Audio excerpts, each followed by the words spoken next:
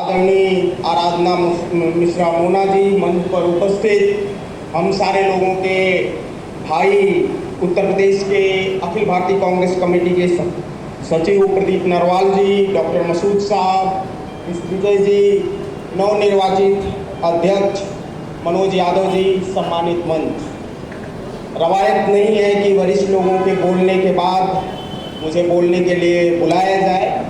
आपने बुलाया है तो मैं चंद मिनटों में अपनी बात खत्म करूंगा। डॉक्टर फैज की एक लाइन है कि दाग दाग उजाला ये सब गजीदा शहर, ये दाग दाग उजाला ये सब गजीदा शहर, ये इंतजार था जिसका वो शहर तो नहीं।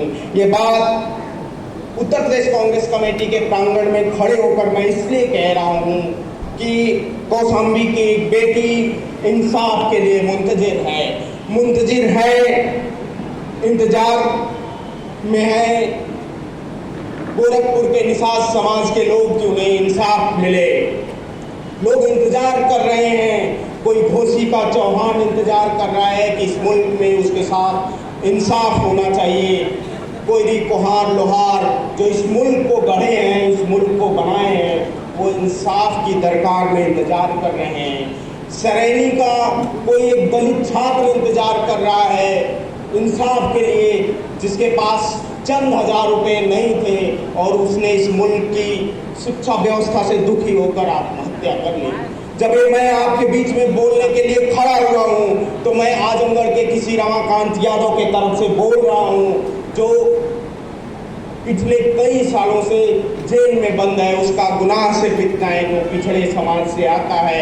उसका गुनाह सिर्फ ये है कि उसने पूर्वांचल में मनुवादियों के खिलाफ, सामंतों के खिलाफ बोलने की जुर्रत की थी, लाइन लेने की जुर्रत की थी। जब मैं इस मंच पर बोल रहा हूँ तो मैं किसी आजम खान के लिए भी बोल रहा हूँ जिसने पूरे तराई पट्टी में समाजवाद की अलग जगाई थी। मैं इस मंच पर जब आपके बीच में बोलने के लिए हाजिर हुआ हूँ तो मैं कानपुर के मोचियों के तरफ से उनकी आवाज़ बनकर बोल रहा हूँ कि हमें इस मुल्क में भागीदारी चाहिए, हमें इस मुल्क में हिस्सेदारी चाहिए। आदरणीय मंच, आपके सामने जब ये बात हम कह रहे हैं तो हम कह रहे हैं कि हमारी नेता आदरणीय प्रियंका गांधी जी ने इस प्रदेश में सबसे पहले बुनियाद रखी है भागीदारी और हिस्सेदारी की। जब आदरणीय श्रीमती प्रियंका गांधी यहाँ जनरल सेक्रेटरी बनकर आती हैं तब मेरे जैसा एक किसान का बेटा जनरल सेक्रेटरी बनाया जाता है। तब मनोज जैसे एक किसान के बेटे को ओबीसी चेयरमैन बनाया जाता है। जब प्रियंका गांधी यहाँ जनरल सेक्रेटरी बन के आती है तो एक पासी समाज का बेटा आपके बीच में बैठा है, उसे बिहार का प्रभारी बनाया जाता है। एक बलिया का बेटा शहनवाज आलम को बिहार भेजा जाता है कि आप काम करिए।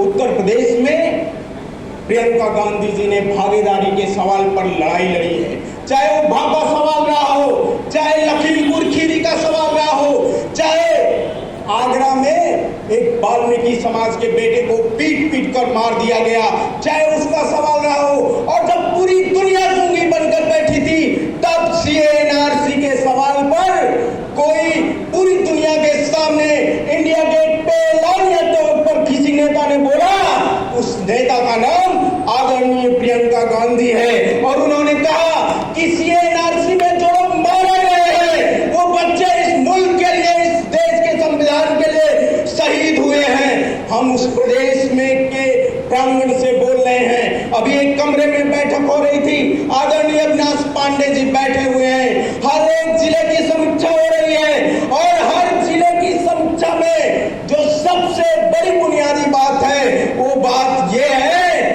कि अगर जिला कमेटियों में 60% से कम बहुजन समाज की भागीदारी होगी, वो कमेटियां पास नहीं होंगी।